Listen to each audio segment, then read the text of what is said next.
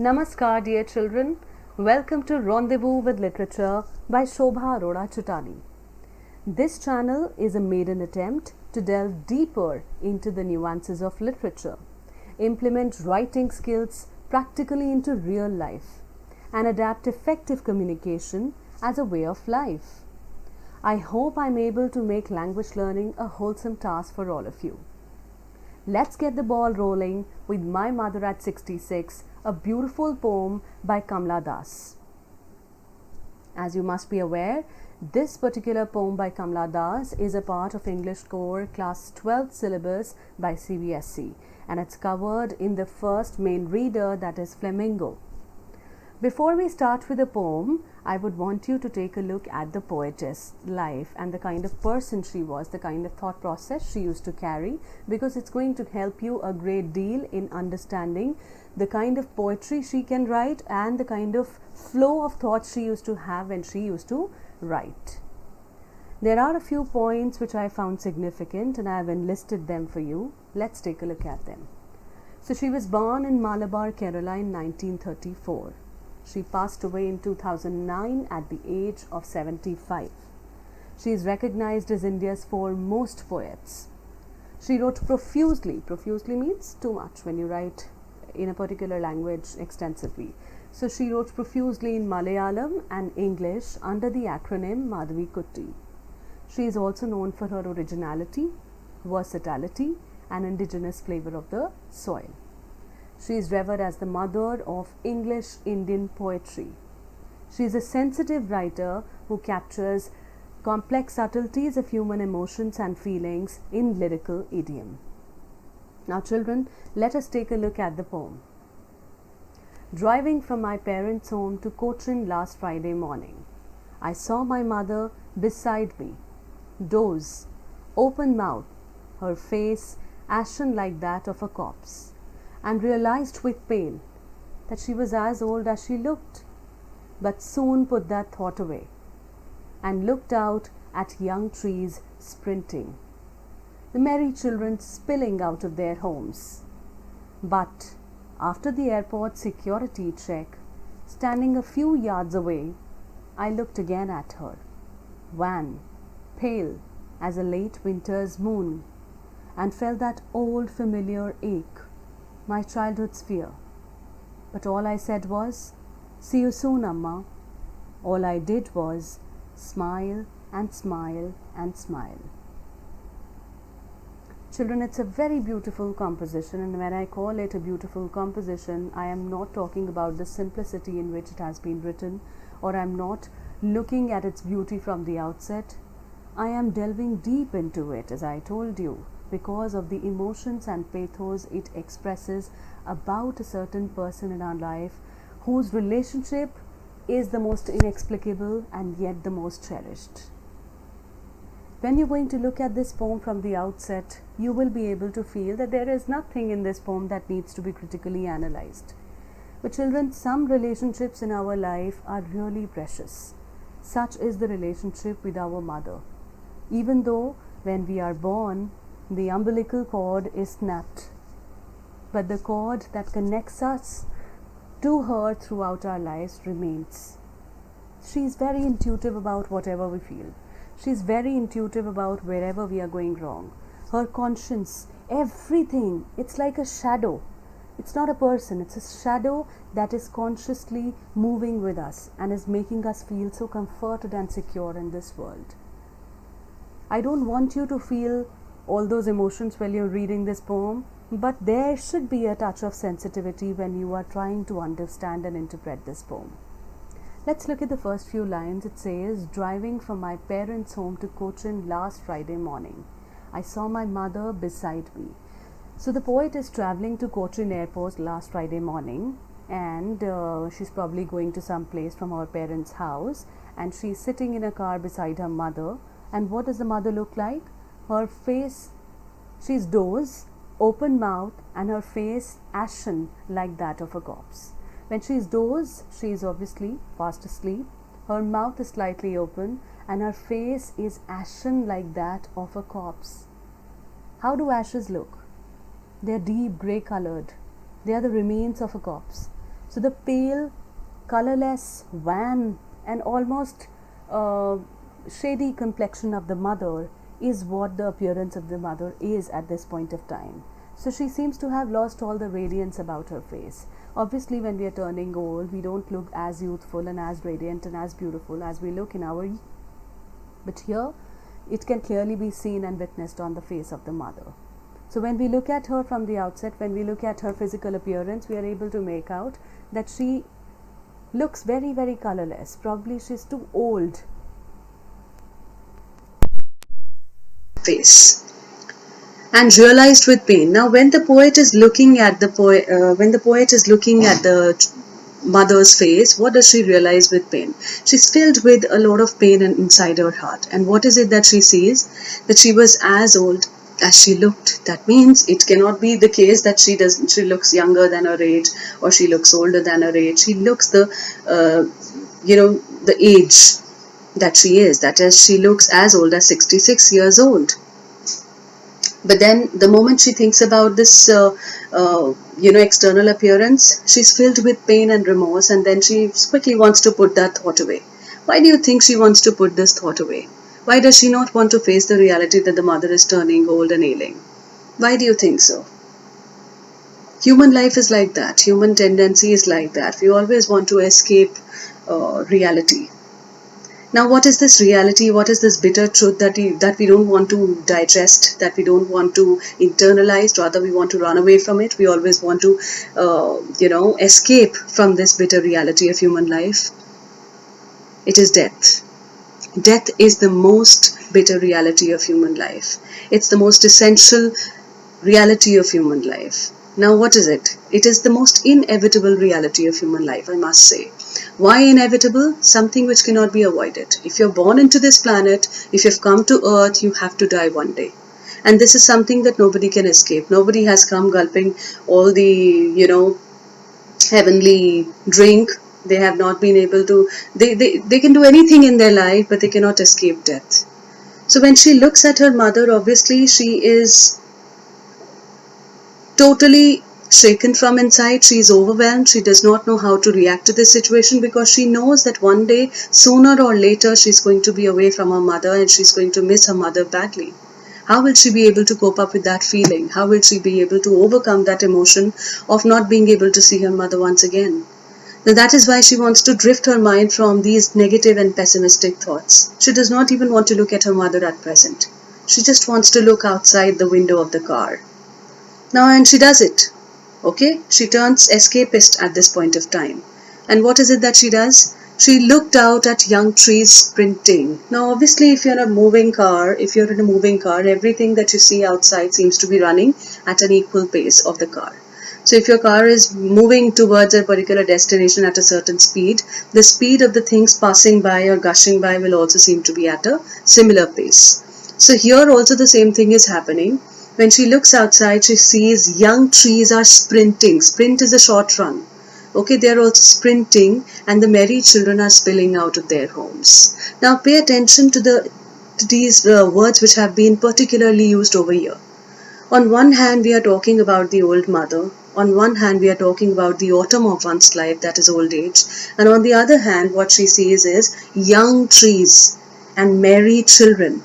Both young trees and children are symbolic of youth. They are symbolic of rejuvenation and vitality. They are symbolic of spring of one's life. So there is a clear contrast. What is it? There is a clear contrast. Now let us understand these particular lines more deeply. So when she looks out at young trees sprinting and the merry children who are spilling out of their homes, she is automatically diverted from what she was thinking at present about the mother. She does not want to look at the dim side of life, at the grim side of life, and she only wants to drift her mind to something positive and optimistic, and this is what we all do. Young trees are symbolic of, there is symbolism which has been used here. Now what is it that is symbolic about young trees? They are just sprouting into life. They will sprout shade, they will sprout fruits, and they will turn themselves into huge trees one day. And then we have the merry children. They are also at that stage of their life wherein there is a whole life to chart, and there is a whole life that they can open up to, and there are a lot of opportunities which they can explore in their lives. However, on the other side, we see the mother who is almost at the last leg of her life, and she might just pass away at any point of time. So that contrasting reality is very much there. And obviously, symbolism is heavily played through these particular phrases. Let's move on. It says, but after the airport security check, standing a few yards away, I looked again at her. Now she has reached the airport and she is standing away from her mother. Obviously, the mother cannot be with the poet, and poet has to depart alone, and she's looking again at her mother. She looks back at her mother, who is standing a few yards away. How does the mother look? Again, that feeling of looking wan. Well, it's very dry looking, pale complexioned as a late winter's moon, and felt that old familiar ache, my childhood's fear. Now, when she looks at her mother once again, there is no denial of the fact that she is again and again reminded of this bitter reality, of this inevitable reality of human life. She understands that aging is a natural process. She understands that this is going to happen no matter what. She cannot escape it. But she also does not want to digest or come to terms with the reality of the life that has to be offered by Almighty, and that is that you have to surrender yourself to death. That there is nobody in this world who can say that they will be able to survive for years, or they will not be affected by the ravages of time and place. So here, when she looks at her mother, there is a very important imagery which has been drawn here, and it says, wan pale as a late winter's moon. Why does she look as the complexion or the face of the mother looks like a late winter's moon? What happens to moon when you look at it on a winter sky? How does it look? It looks very dull, shady, hazy, hiding itself beneath the clouds. And sometimes you're able to see it, sometimes you're not able to. So there is a sneak peek that is always happening, right? And there is no radiance. Everything seems to be. It is there, but then the radiance is almost camouflaged. So that is the appearance of the mother. She's also slowly and gradually receding from the prime to the old age. Okay? And then what do we see? The moment she is realizing all these things, the moment she looks at her mother, again she is not able to control herself. Again she feels all those overwhelming emotions, and she is reminded of that old familiar ache, my childhood's fear. What is that old familiar ache? What is that one fear that keeps on haunting you? See, I'll give you a very straightforward example, and you will easily be able to relate with it. When we are at home, suppose we are coming back from school, or we are coming back from our workplace, and we know that we don't have to go back home, and we don't have to do anything. We just can sit back and relax, and our mother will do everything for us. She will cook for us, she will tend to us, and she will do everything. So there is a feeling of being comforted and of being secure at the back of our minds. We don't have to worry about anything. So the presence of the mother itself, no matter you're talking to your mother or you're spending time with your mother or not, but the presence of the mother is extremely important. When she's there, even though you're not talking to her, but that presence will make you feel secured. You will know that nothing can happen with you, or you will not feel alone at all when your mother is around. So that old familiar ache of being divorced from the mother, of being separated from your mother, of not being able to meet her again, is the biggest fear that a child harbors in their heart. The whole world seems like your own if you're holding your mother's hand, or if your parent's hand, but then the parent hand is taken off your hand and you are completely lost. For a child, there is nothing more important and significant than a mother, right? So the whole world is yours. The sense of security, the sense of love and affection, everything comes through from a certain person, and that is the mother. So the old childhood fear that he is experiencing, that the child experiences, is being experienced by the poet here. She does not want to relive those fears. She wants to keep them at bay, and she wants to live up with the hope that she will be able to do something to be able to escape this thought. And that is why she remains very, very positive. She keeps her optimism alive till the end, and she does not say anything. Rather, there is only one phrase that she is able to utter out at this point of time, and she says, "See you soon, Amma," and she cannot say anything. So in this one phrase, "See you soon, Amma," she is not just bidding goodbye to the mother, but she is also keeping her faith alive. She is also keeping her strength alive. She is also being positive in the face of dire circumstances. She does not want anyone or herself to feel that overpowering emotion. She does not want to come out of that bubble that she has created around herself, and that bubble of security, that bubble of being at peace with the person whom you love the most. And then she does not utter a single word. Rather, she smiles and smiles and smiles. Now, children, it's interesting. Sometimes when we are not able to express ourselves in words, we say it through actions, we say it through expressions. So here, when I talk about smiling and smiling and smiling, what is so interesting about it? Think. When I say smile, obviously she's smiling, and you smile when you're either hiding your fears or you're too happy about something, and that you're too shy to let people know about how you're feeling, you're blushing inside. But on the other hand, when you're trying to camouflage your fears, when you're trying to conceal the biggest fears that you're harboring in your heart and mind, it is at that point of time that you smile too.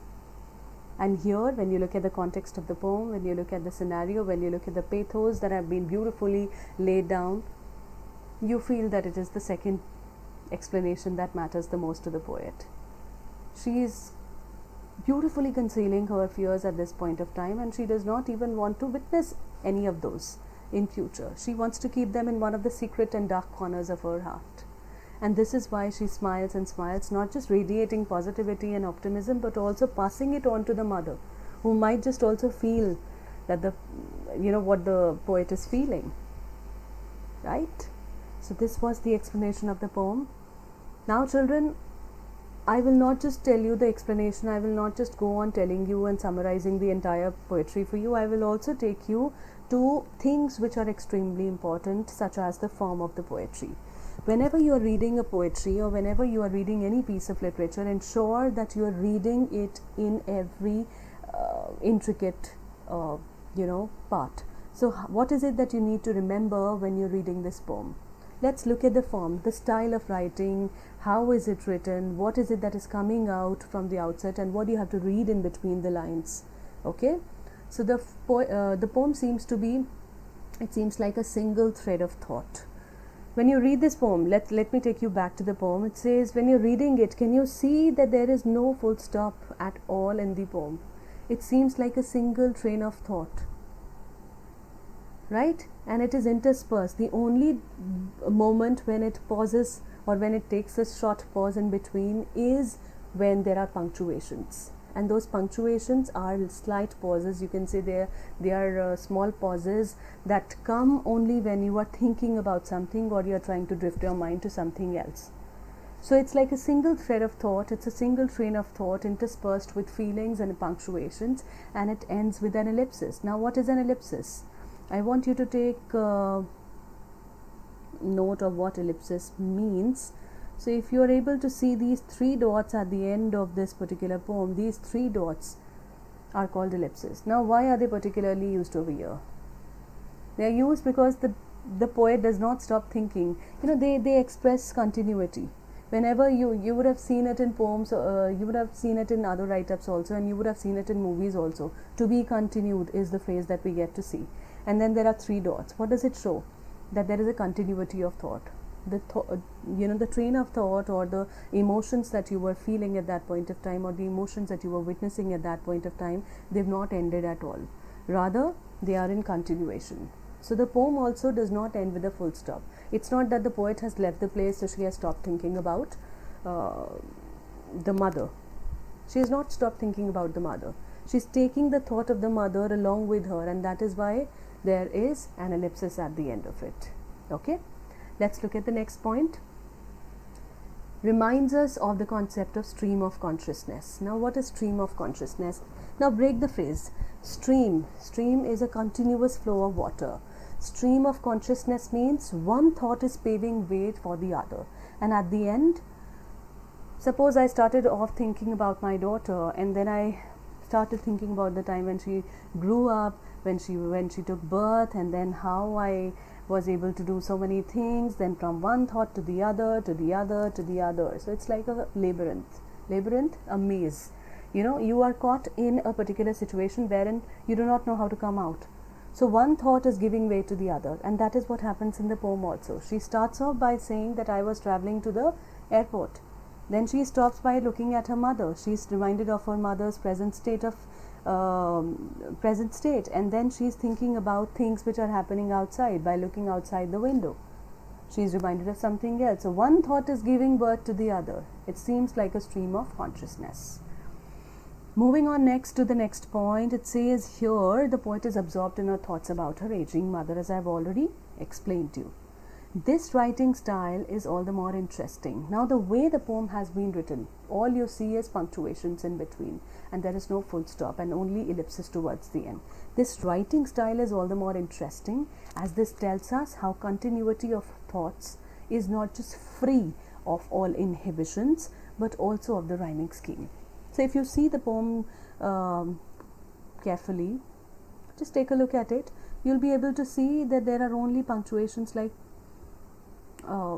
commas, nothing else, and towards the end you see that there is an ellipsis. What does it mean? What does it imply?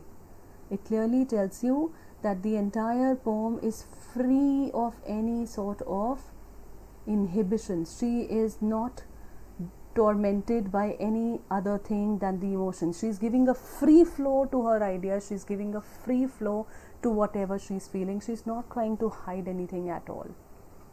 Similarly, look at the writing style.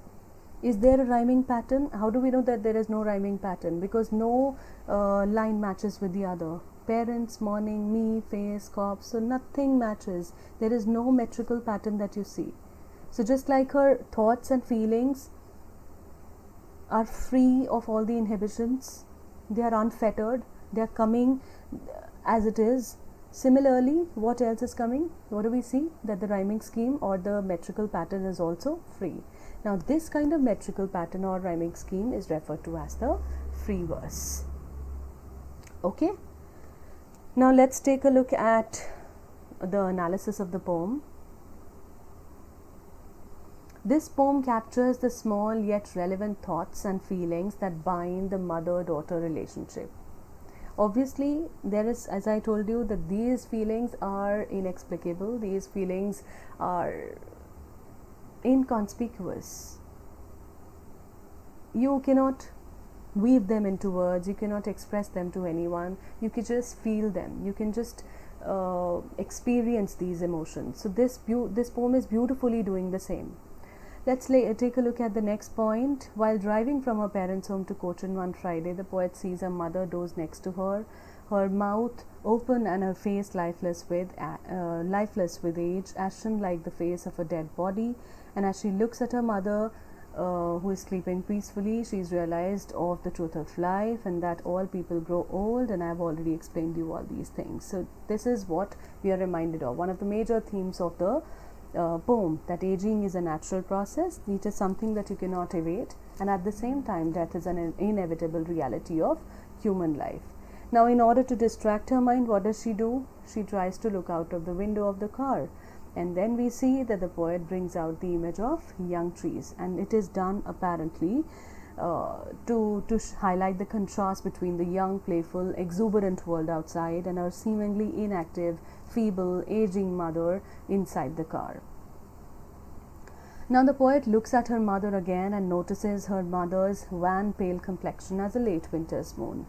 Again, I am emphasizing that this particular simile is used to show how the mother is frail and has entered the winter of her life, and that is to say the end of her life, and her face has lost all its sheen, becoming dull and hazy like the moon in its late winter phase.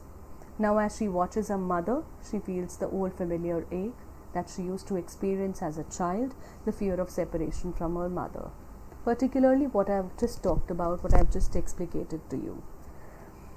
A similar fear is surfacing now that the mother would die and leave her all alone. She's torn between the fear and guilt of her mother leaving her and the realization that aging is a natural process and that death is inevitable.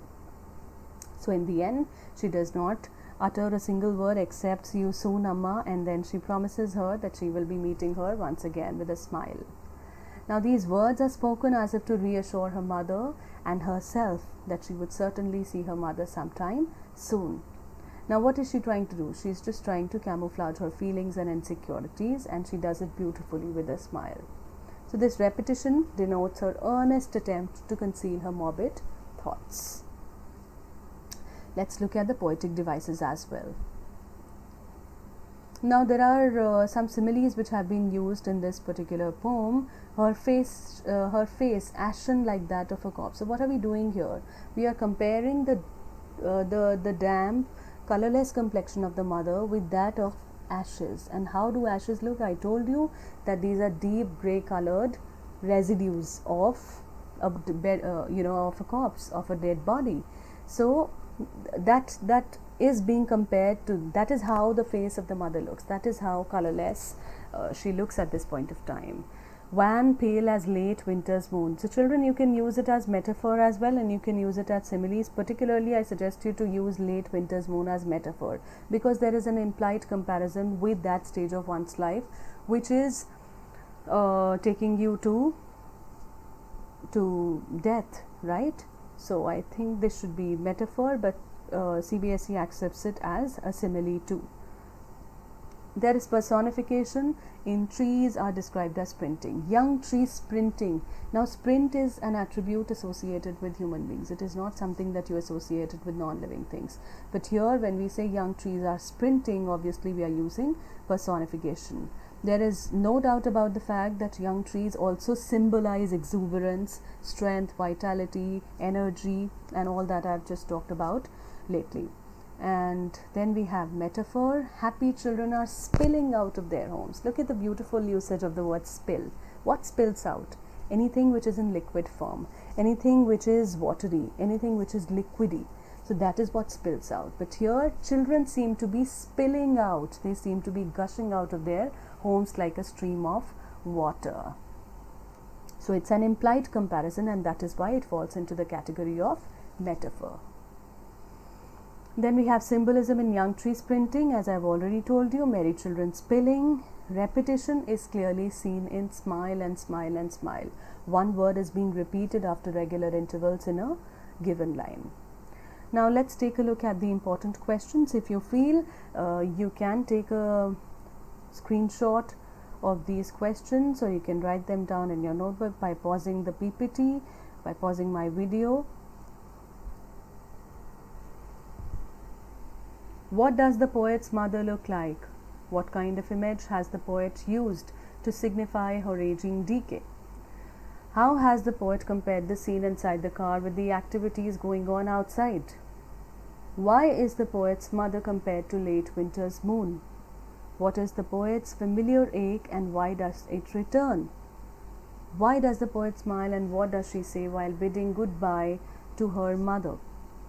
What poetic devices have been used in the poem My Mother at 66? So this by and large covers almost everything that we have talked about. Thank you so much. I think I have done a good job by making you understand this poem so simply and beautifully. If you like my video, I would really expect you to subscribe to my channel, hit the like button. Thank you so much. See you in my next video.